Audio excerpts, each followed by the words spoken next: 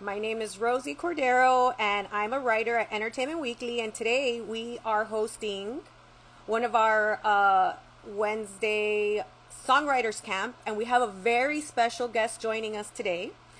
His name is Sebastian Yatra. He's got 7 number one U.S. singles to his name, and he has a brand new song that he's promoting right now called A Dónde van. So we have a lot of special surprises for you today. So if you can just bear with me for a minute until we are joined by Sebastian. ¡Hey! ¡Hermoso! What's up? How are you? Thank you so much for joining us today. There's a lot of your fans on here. Super excited to see you. You look awesome. Thank you. How are you, Rosy? ¿Cómo vas? Bien. Aquí super bien. I was telling everybody, somebody was checking in from Bogotá, and I got to go to see you open for Juanes 2 years ago. It was my birthday, and you were so dope. So You had fun? That was such a nice day. That was such a fun night, and Oh, look, it's I'm just tired. incredible. Oh my God! I don't even know how to do that. Soy una vieja. You don't know how to do it? It's cool. Just like, How are you? Your hair looks awesome. Is that like your quarantine hair? Thank you.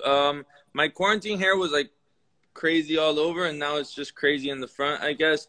I don't know. Like, the guy that cuts my hair just convinced me to cut it, so I said okay. It looks dope. Well, so what we're doing today is called Songwriters Camp. And so every Wednesday we speak to talented songwriters and artists about their process of creating music. So we are going to target today your new song, A Dónde van, which is your first single from an upcoming new album? Quite possibly. Okay.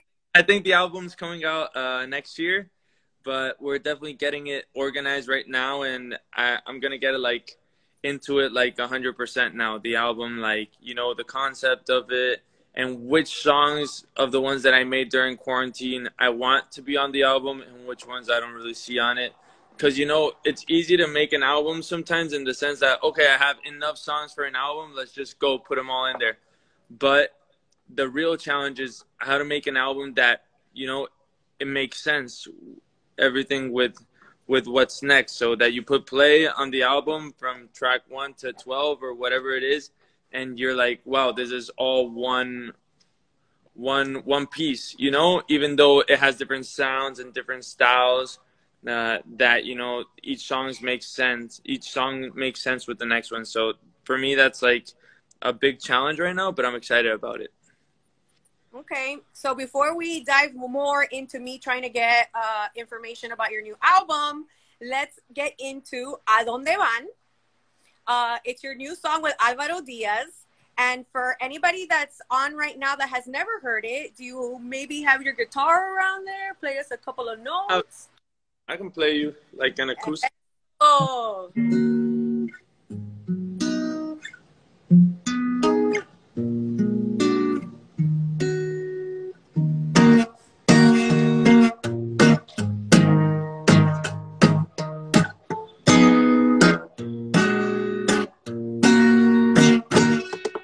Le pida de nuevo, quitarle ese miedo a perder, intentar curarle la herida de ayer y dárselos a alguien que los quiera aceptar para que no vuelva a pasar. No sé cómo hacer para que me crean, pues un día le prometí que no lo regalaría, pero te los di a ti, ya no decido por ellos deciden por mí, es el precio del error que cometí. Ey, ¿a dónde van? A parar los besos cuando se dan, los te quiero que no supiste aceptar, las miradas que no devolviste más, intento averiguar. Ey, ¿a dónde van? A parar los besos cuando se dan, los te quiero que no supiste aceptar, las miradas que no devolviste más, quiero recuperarlas. Ay, pero you have like no production, like I don't know what the correct word is, but your voice sounds exactly like it sounds in the albums. Oh, for real? Thank you. Yeah, ¿A dónde van? ¿A dónde van? ¿A dónde van? ¿A dónde van? ¿A dónde van? ¿A dónde van? And then if you want to make something new up with those chords, you can go like, Rosy, where you going? ¿A dónde vas? Con tanto amor en ese corazón, ¿qué pasará?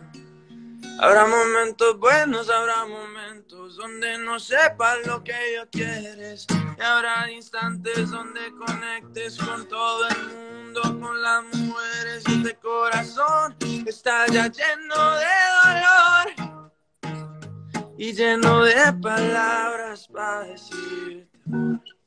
Uy, una serenata, qué hermoso. Gracias, Sebastián. Thank you, thank you. Okay, so let's break down this song. What stands out about your lyrics the most is you love talking about love, and that's such a vulnerable space for so many people, but you seem to thrive in it. Can you talk about why that's such a big topic for you? I mean, I think, you know, every single relationship you have, not just like love relationship, but also friendship, family relationship, with each person has a totally different energy for you, and it means something very different, but at the same time it is all categorized inside love. So it's like an endless topic. You can always talk about that, you know. Uno puede llamar a los amigos o a la familia y hablar sobre temas que tengan que ver con el amor por una infinidad de tiempo, como que nunca se te acaba la conversación. Entonces lo mismo pasa con las canciones, y a mí me encanta hablar sobre experiencias propias, también me gusta hablar sobre las cosas que veo en la vida de los demás, y a veces una idea nace de una buena primera frase o de un buen ritmo y vas inventándote la historia también, hasta que parece como una historia de la vida real y algo que realmente viviste. Well, for this specific song, can we dive into the origins, like what was on your mind when you were creating it? Is this one of the ones that come from a space of experience? Well, this song basically, it talks about where the kisses and the moments and the I love you goes after, you know, after they happen, after they're given. Where do they go? When you end a relationship, where do all those moments go? When you know, when you spend all these times with your grandparents who aren't here anymore, where do those moments go? And they all go here, to your heart. You know what I mean? Like that all that good stuff stays there forever. It's never gonna leave you, and it's what represents us as human beings. It's what, you know, makes up who we are essentially. So I'm just happy to write about all that type of music, and that this song is connecting with different people around Latin America and also USA, people that are connecting with the rhythm. I think it's one of those songs that you have to, like, it's a challenge, but it's also like a long-term goal for me. You know, I don't think it's, ever since I released it, I wasn't like, okay, this is the type of song that you release and you want it to be the huge in the first week. No, because it's very different to what I've done before. It's a new sound for my fan base, but it's something that, you know, I think that little by little it can like take a little piece of your heart. Totally, but it also, for me, the first thing I noticed was it shows so much maturity from you, from when I first started hearing your music. I mean, you're still that fun young guy, but this one just showed a different level of Sebastian Yatra. So that's cool. I have long hair in the video, now I have shorter hair. Well, can we talk about Álvaro Díaz? Did you have him in mind for a collaboration when you were creating the song, or at what point did he come in to the process? I started listening to Álvaro during quarantine, so that's one of my happiest discoveries in this pandemic, and I love his music. And when we did A Dónde, I'm like, dude, this guy would sound amazing on this track. But I was kind of nervous. Estaba nervioso de mandarle la canción a Álvaro, because I didn't know how he would react. I didn't know if it was going to be something that excited him and his team, because of the two different, you know, musical worlds him and I come from, him being more rapper style hip hop in Spanish, and me being more ballad / urban pop. And, you know, he heard it and he fell in love with the song immediately, and he was like, this is different for me too, but let me try it out. He recorded it the next day and it blew my mind. He puts so much magic into the track, and he makes it sound more lively. You know, like you want to just cheer with some whiskey and with friends, and you want to get drunk at the club or wherever you are at home when you're listening to A Dónde and just sing it like there's no tomorrow.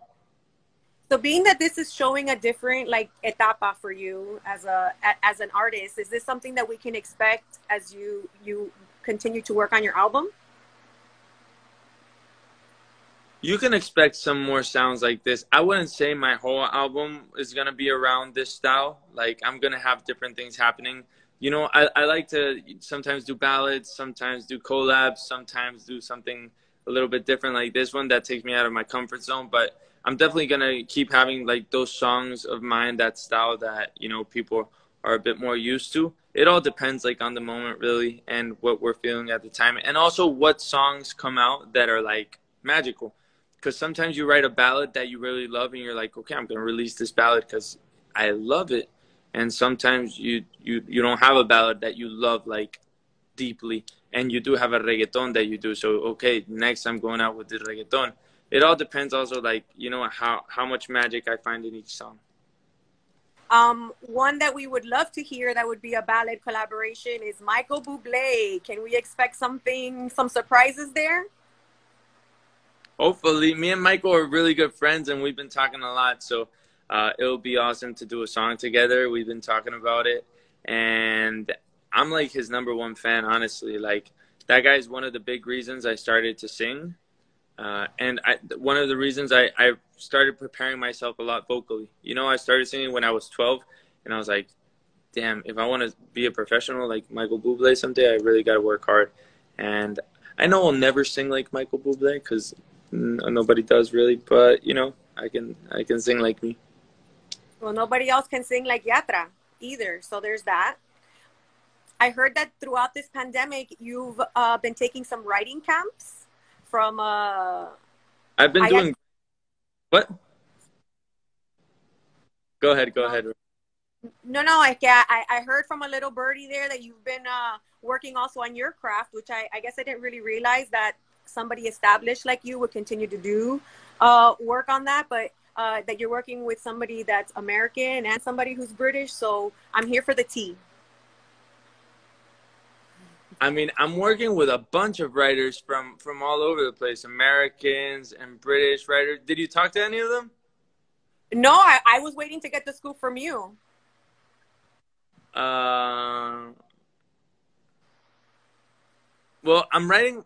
Look, I did like 2 camps with Spanish writers, and we did a total of 141 songs in those camps. And then I did another camp with American writers, and that was super fun. And yeah, I've been writing with like some crazy talented people. For example, I wrote a song with Skylar Grey and Elliot. I also wrote a song with Dan from Bastille. He's the main singer in Bastille. He's insane.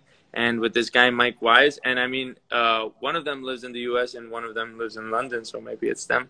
And with a bunch of other people, like, you know, U.S.-based and London-based.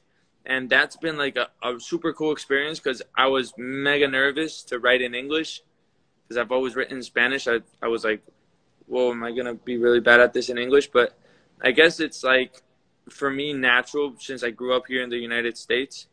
And we have a lot of things in common as writers, and we have like similar ways of seeing things. And, you know, it's just like trying to express that in songs. But I have a lot of songs in English, and hopefully next year I'll be sharing those with you guys and something at the end of this year. Ooh, well, we had the pleasure to debut the video for Runaway.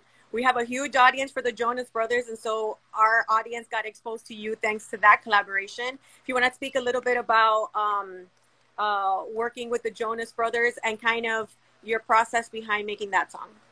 Well, the Jonas Brothers are such cool guys. You know, they're very focused and centered, and I think there's a bunch to learn from them. Runaway was one of the coolest experiences in my life. I got so nervous on set. It's probably the time I've been most nervous on set because I had the Jonas Brothers there and Daddy Yankee and Nati Natasha and then me, like a little crazy, like nervous kid. On the video, you can't really tell that much, but yeah, that was pretty insane. And we sang it together, Runaway, at the American Airlines Arena last year.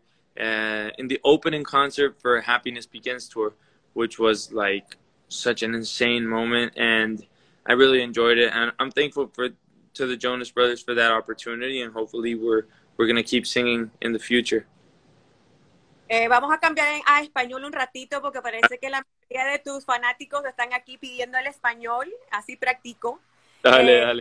Cuando me hablas de que antes del fin de año va a haber una sorpresa grande, ¿va a ser así al nivel de ese Jonas Brothers Surprise? Ok.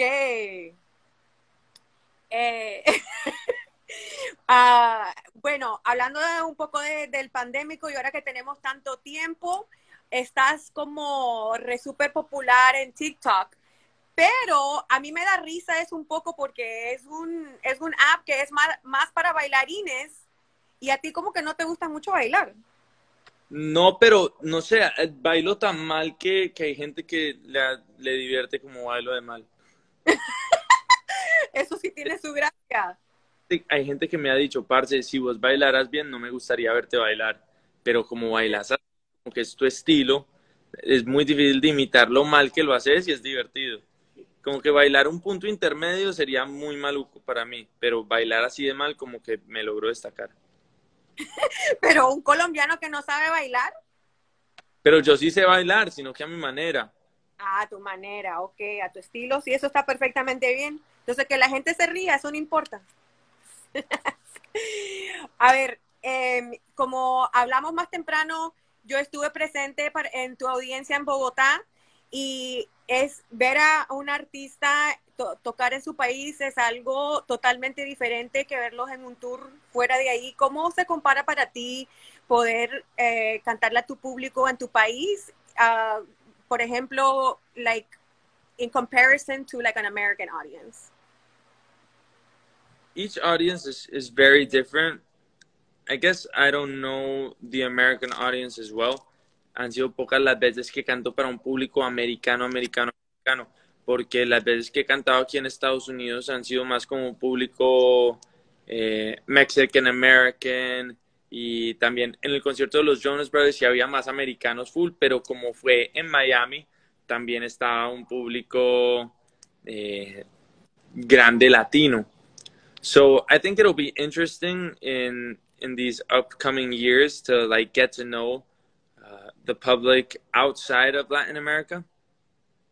A ver cómo reaccionan, si es parecido, cómo cantan o distinto. En Latinoamérica, lo que me he llevado de cada país y cada lugar es mucha magia y ganas de regresar.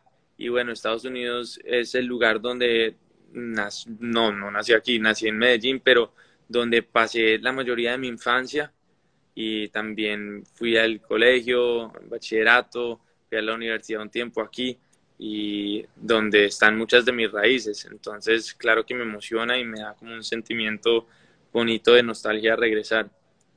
Mira, aquí alguien dice que te quiere ver en California, y ahora que yo vivo en California, también te quiero ver aquí cantar en California. Voy para California entonces a cantar por allá. Sí, esa nueva canción que me encantó, que Rosy, ¿A Dónde va? Esa estaba muy buena. Que así se llama la canción originalmente. Sino que el Rosy para que fuera más general. Muy bueno, cualquiera puede ser Rosy, como Jesse's Girl, todos estos hits que tienen. Entonces para la próxima tienes que poner Rosy. Tengo que se llama Cristina, por ejemplo. Tengo otra que se llama Elena. Hay varias con nombres de mujeres. Sí, me imagino que muchas mujeres pueden ser inspiraciones aquí en todas tus canciones de amor. Very lucky, very lucky. A ver, ¿qué más me puedes contar sobre el álbum? ¿Algo bueno? Aquí la gente quiere las sorpresas.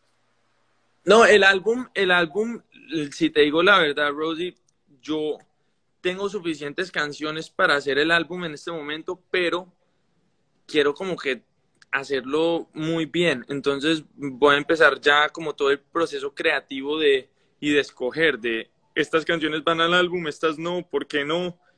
¿Qué más le falta? What's the concept around it? Visualmente, ¿cómo es el álbum? ¿Cuántos videos va a tener? Como que realmente hacerlo muy organizado y estructurado, y eso me parece una nota, como que esto sea un proyecto. Voy con mi carrera, pero mi álbum es un proyecto, no simplemente como que llenar todo ahí y bueno, lancemos un álbum. Bueno, pero definitivamente hay que ver aunque sea una con Mau y Ricky, que son las mejores, que te veo más animado tú en los videos cuando estás con Mau, ¿no? Sí, sí, hagamos uno con Mau y Ricky. Oh, Brutal. Con él. oh, Estoy muy emocionado de hacer una canción con Mau y Ricky. ahora ya me confundiste. Te encanta Que yo, confundirme. yo hago chistes con Mau y Ricky todo el día de que no nos queremos, pero nos queremos mucho. Es como parte de nuestra... Estos son los videos a mí que te veo súper animado porque se ve que son súper, that you guys are super tight. Es que yo me animo mucho porque soy muy burletero. Entonces todo el día hago bromas, entonces esas cosas me ponen como niño chiquito. Me ponen acá una sonrisa de... Pero eso es súper bueno de tener así las amistades, ¿no? Sí, es bacano.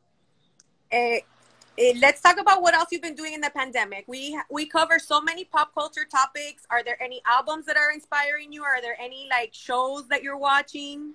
Any movies that you've never seen before that you've caught up with? I just saw The Weeknd's opening at the VMAs, and that was awesome. I've been movies that inspire me, you know, for the whole like ballads and songs about like uh, deep introspection and everything. I watched Dark, the series that's on Netflix, y esa serie me puso mucho a pensar de un montón de cosas en la vida, entonces me inspiró. And you just hosted what I believe is the first televised award show. What was that experience like doing Premios Juventud? That was insane, Rosie. I don't know if you got to see them, but it was like a totally different experience for all of us. And the nice thing about being a part of it as a presenter and also as one of the artists is like we felt like we were all part of something for the people. You know, it wasn't just about doing an award show and going and singing. It was about giving people a light, de darle a la gente como una luz y una esperanza de que, bueno, que ya vamos a regresar a la normalidad poco a poco. Y también para mí, como que eso me abrió la mente a decir, wow, me encanta esto de ser presentador, quiero seguirlo haciendo a lo largo de mi carrera, a ver cuándo lo repito. Por ejemplo, ahorita estoy grabando un reality donde estaré de presentador también, que me parece brutal, y todo ese tipo de experiencias como que me llenan mucho el corazón. Wow, ¿y no te animas a más actuación? Aparte, yo sé que estuviste como en novela, Y pero claro, a mí todo el tema de la actuación me fascina y espero muy pronto estar actuando. Dios quiera. ¿quiere, quiere decir que estás leyendo scripts? No sé cómo se dirá scripts en español. No, no, no, en este momento estoy como a la expectativa a ver qué pasa con todo ese mundo de la actuación. Yo iba a estar grabando una serie en marzo, abril y mayo y ahorita como que viendo al final qué es lo que va a pasar con eso porque la pandemia ha puesto todo como, le ha puesto un freno a todo. ¿Qué serie era esa? Una serie que íbamos a estar haciendo para una plataforma super cool. De que no vas a decir el nombre. No, no, no, el nombre ni me lo sé yo. Yo no sé nada, de nada. Sí, bueno, no importa. Bueno, aquí nos quedan unos minutitos. No sé si te animas a tocarnos otra cancioncita para cerrar este segmento tan bonito que hemos pasado.